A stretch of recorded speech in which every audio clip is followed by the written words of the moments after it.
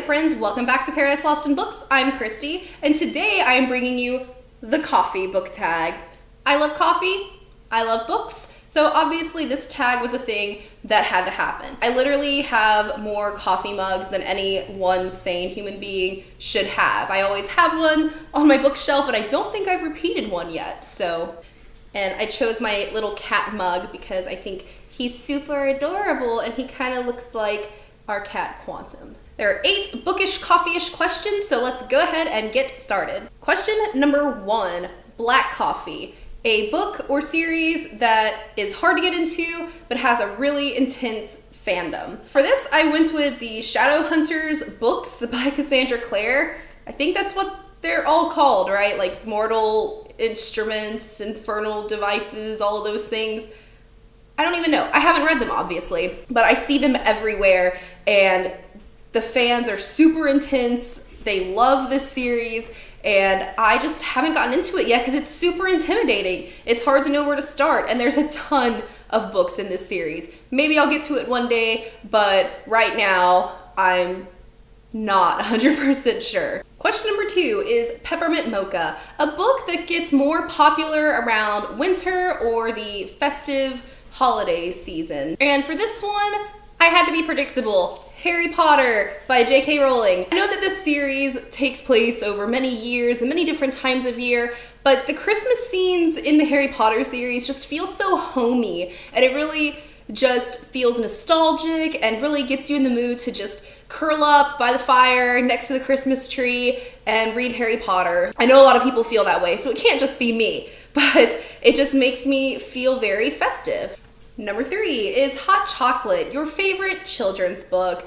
And honestly, the first thing that came to mind was The Very Hungry Caterpillar by Eric Carle. I loved this book so much when I was a kid. I loved the colorful fruit and like watching the little caterpillar eat the holes through all the stuff. I just loved Eric Carle, and it just honestly immediately makes me think of my childhood, and I just love it so much. Number 4, Double Shot of Espresso. Name a book or series that kept you on the edge of your seat from start to finish. And for this one, I went with The Call by Pater O'Guilan. Did I say it right that time, Jackie?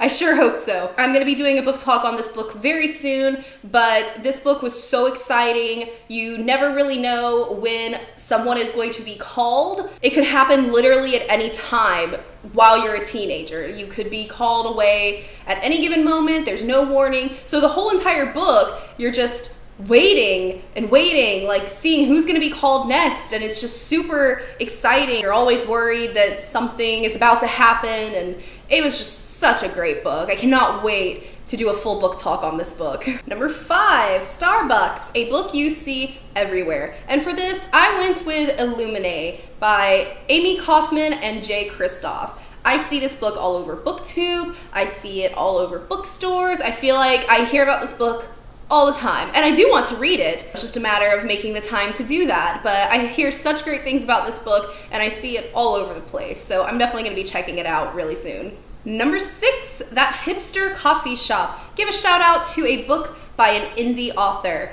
I really don't read a lot of indie books. I really want to, but I just don't really know where to start. So if you have any recommendations, I'd appreciate it if you'd leave them in the comments down below. But I do have a recommendation from my boyfriend for a book called Cockroach by Tyler Knox. If you've ever read Metamorphosis by Franz Kafka, it's kind of an inversion of that. Instead of a man turning into a roach, it's a roach turning into a man, and he ends up becoming a politician. And it sounds really interesting, and I really want to check it out because I love when books take an idea and flip it on its head but still make it its own, you know? And it sounds really appropriate for the era we're living in. Number 7, oops, I got decaf. I'd be really pissed if I got decaf instead of regular. Name a book that you were expecting more from. And for this, I went with Red Queen by Victoria Aveyard. I know that it probably seems like I call books unoriginal a lot, or I say like I've seen this story before a lot. And sometimes I feel guilty saying that because I realize that no idea is truly original. Most stories that we tell are at least based in like the hero's journey or some other type of old archetype. But some stories just really fail to make an idea their own, and that's kind of how I felt with Red Queen. I could think of like 4 different stories that this seemed to be a Frankenstein monster of, and it was disappointing. Like, it just didn't feel enough its own thing. The last question is the perfect blend. Name a book that was both bitter and sweet, but ultimately satisfying.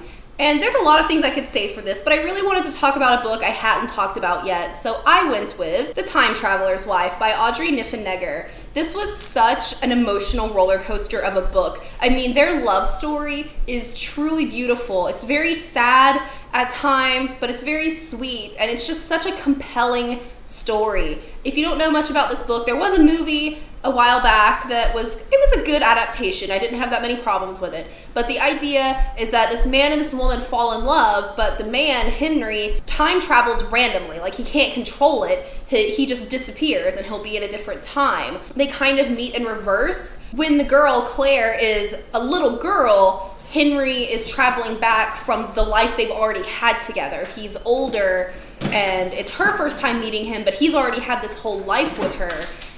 So it's really weird, and it keeps track of the dates and how old they are at different times. But this was a very thoughtful book, very compelling love story, and I thought it was very well written. It just left me feeling all the feels. All right, guys, that is it for the coffee book tag. Comment down below and let me know what you think of my picks. Would you have picked something different? Thank you so much for taking the time to watch this video. I'd really appreciate if you'd give it a thumbs up if you enjoyed it, and subscribe to my channel so you can see more silly book tag videos like this one. Until next time, guys, bye!